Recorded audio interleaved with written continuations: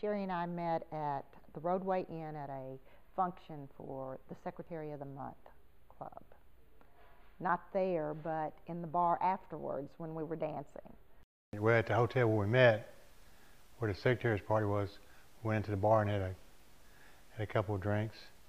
And really didn't do anything. We just met, talked to each other, and we didn't dance or anything like that. It's kind of a bet that my two friends had picked him out and told me I couldn't get a date with him. So I thought, well, I can get a date with him. So I did. And I told him, I said, look, you got to come. I don't care if I have to buy. You got to come, okay? Fred and I started dating, I guess, about a month after we met. After I met her at night, we went out and had lunch together one day. She was at work and I was at work. We had lunch together. And then I didn't see her for about a week, and she, out of the blue, I get this call from her. She wanted to know if I wanted to go out to dinner. They had an Urban League dinner, and she was going to, and she wanted to know if I wanted to go with her. And I said, well, sure, I'd love to go. I just told him, I said, hey, I need you to take me out to lunch or whatever, because they said I couldn't get a date with you, and you got to do this. So, okay. So I said, okay, how about Thursday? We'll meet here for lunch. I'll come by. I said, you got to come to the office. We can't meet. You got to come. And of course he came, and everybody in the plant was up there, and of course he was late. So they didn't like him before he even got there, okay? But anyway, we went to lunch there at the Roadway and had lunch, and then we didn't. Then the next time, it was over a month or so. That was like on October the 29th. That's when we met.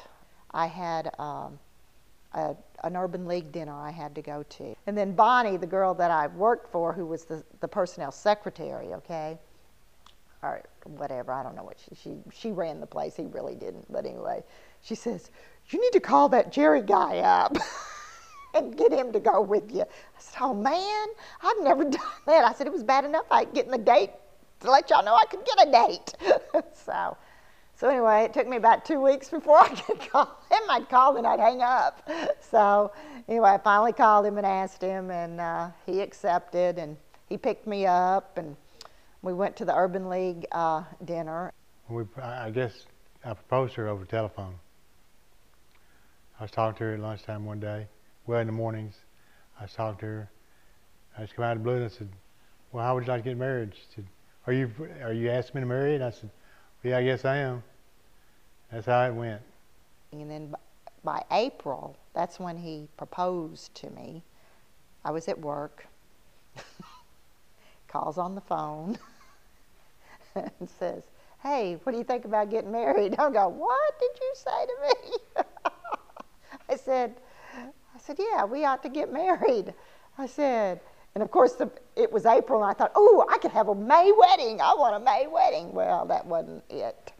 Nope. Okay, after we got married, our life was, it was a short time we went in business for ourselves. There was some really hard times there, lean years where we didn't make a whole lot of money. But, we persevered and made it through it. And today, it's just, everything is just great. We got married on October the 29th, 1976, the centennial year. Very easy to remember. The Lord has continued to bless us, and He's given us a lot of things. He's brought a lot of great people into our lives, especially my Brazilian and Dominican and Venezuelan friends. And we're really thankful for all of our kids. And he has Parkinson's disease, but he's doing great, and he'll continue to do great because, I love him, and even though he irritates me sometimes, I still love him. His love for his children and his responsibilities of doing things was a real sealer in the deal for me, okay? Of course, he was not bad to look at either at the time either. Freddie is a wonderful wife, a wonderful person. She takes care of our family business now. She runs it since I've gotten sick over the last 8 years. But I wouldn't trade her for the world. I told her about a year ago, I said, Freddie, luckiest day of my life was when I married you. We love each other very dearly. I'm just happy as I can be. And hopefully, I think she is too.